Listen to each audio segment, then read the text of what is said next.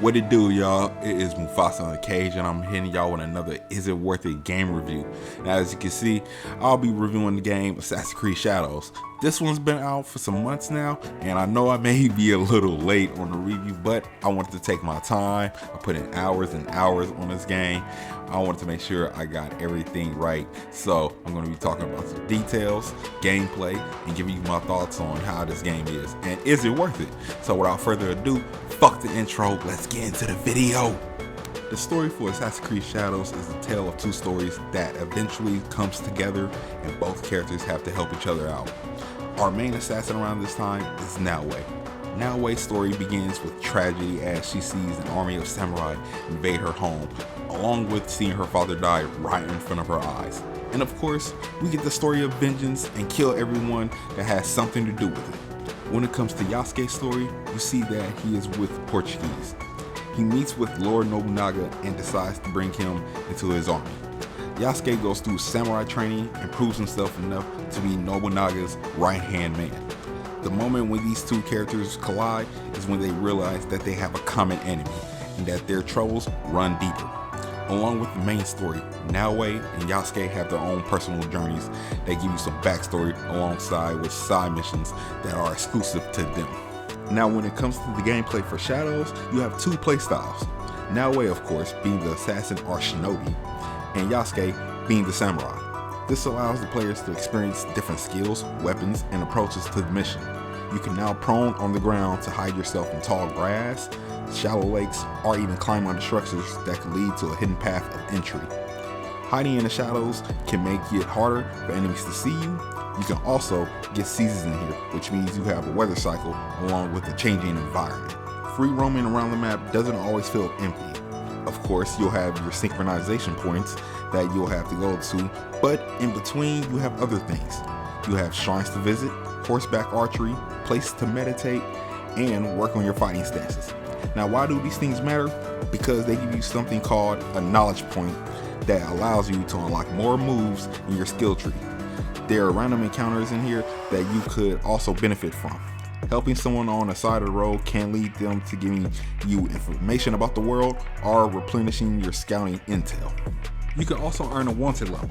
This happens when you alert an outpost. From there on, you will be wanted in a specific region. Everywhere you go, you will be attacked on sight. The way to avoid this is escaping the region, switching characters, or using scouts to clear your name. When playing as Naowei, she is more nimble than Yasuke, being able to climb up structures easier, run quicker, and approach missions more stealthy than Yasuke. Playing stealth as Naowei allows you to take out lights with kunais or shuriken. That'll give you an advantage in hiding in the dark like Splinter Cell. You can also hide above enemies on the roof and catch them slipping. Naowei can also use eagle vision, and unlike Yasuke, she can also use a grappling hook that allows her to climb straight up onto rooftops. When attempting to stealth kill, you may knock off some of the armor or health. In some cases, it might not even work. Combat with Naowei is quick and precise. She does a fair amount of damage to normal enemies, but when it comes to enemies with armor or bigger enemies, it's going to take some effort to break them down. When it comes to her skills, she has 6 different skill trees. 3 of them are focused on the weapons she used, a katana, tanto, and a ball and chain weapon which I can't exactly pronounce. The other skill trees focus on her hand tools, shinobi skills, and assassin skills. Yasuke, on the other hand, plays like the brute tank class.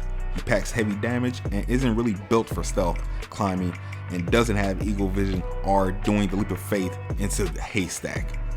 Playing as Yasuke, you're able to cut down your enemies like a knife going through some butter, and man does it look brutal. Yasuke's arsenal of weapons contain 2 ranged weapons, the bow and the teppo. The other weapons are a long katana, polearm, and a combo, which is basically a big ass bat with spikes on it. Just like Naowei, you have skill trees just for them. One of the things that I wanted to see in here was the return of recruits. In here, recruits work in a few ways. When on a mission, you have scouts that'll help you reveal your objectives on the map. They can also help you gather resources that can be used for your hideout. Other allies can be recruited through playing the story, and they'll help you out in combat. Unlike the other recruits, they can be upgraded. Your hideout is a place where you can build an HQ for your league. You'll be able to customize your hideout to your liking and expand on the land. Here, you can upgrade your gears, weapons, or upgrade your hideout that'll give you bonuses. One last thing I want to mention about this game is that it has a battle pass. Son of a bitch! Now I know what you're thinking. What the hell is a battle pass doing it in a single player game? Well, Ubisoft is down bad for cash right now, but let me tell you how it works. The good thing is that you don't have to pay for nothing while doing it. Most of the time playing, I would forget about it and just be playing the game. The way you get through the battle pass is by doing these tasks, or anomalies as they call them, and you'll progress through the battle pass. You can unlock new weapons, gear, and specific currency that you can use to acquire other legendary pieces. I will admit though, some of these pieces do look clean as fuck. I'm a fan of the Assassin's Creed series since the first one. The series has had its highs and its lows, but when it comes to Shadows, I'm glad Ubisoft took their time with delays just to make sure that they got this one right. This game has had a lot of controversy around it, especially with the delays and Yasuke being in the game. Two things I want to say is, first, this is a game that dramatizes historical people and adapts them into the story they create. If you played the Assassin's Creed games, you know that. So if you're gonna get mad at historical accuracy not being right in this game, then don't exclude the other AC games. Second, I'm really getting tired of y'all being mad at black people in games. When it was first revealed who you get to play as in Assassin's Creed Shadows, people had two choices. Either we hate on the women or we hate on the nigga. And guess what the people chose? The nigga! Y'all complain about a brother being a playable character in the game? Then people went and said, why y'all just couldn't put someone native to the land or a Japanese person in it? Motherfucker, she's literally right there. I mean, damn, y'all took it to a whole nother level when y'all start asking Japanese people how they feel about Yasuke being in Assassin's Creed, and they proceeded not to give a single fuck about it. I could go on about this, but that's all I'm gonna say. But y'all showing y'all true colors. Y'all know who y'all is. One thing Ubisoft needs to cut back on in Assassin's Creed is the amount of question mark stats on the map. If you're one of those people that likes to 100% your games, you'll have plenty to do. Me personally, I don't have the time to do all those. Nowadays, developers need to respect people's time. For older games, we don't have much time to game anymore. Some of us just want to hop on and relax after a long day and just game for a couple hours. We just ain't got the energy to put in hella hours into a game. Ubisoft also needs to stop saying that these new Assassin's Creed games are going to be smaller than the last one and just lie. Most of my time playing this game, I spent playing as Naoe because I wanted to play as an assassin. Yasuke was cool to play with, but him having not much mobility is what made me not want to play him as much. But he was fun to play if you're just wanting to go toe to toe with everybody. I know when it comes to Ubisoft, people know what to expect from Assassin's Creed. Fans have been wanting an Assassin's Creed game in Japan for a while, and it took a game like Ghost of Tsushima to make Ubisoft realize that it was about time, and the fact that their backs were against the wall.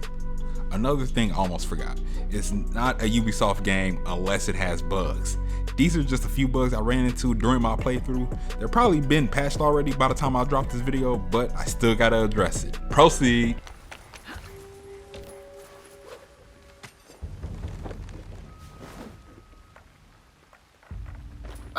What the fuck? Oh my fucking god! Oh, she survived! The enemy significant games. Oh, motherfucker!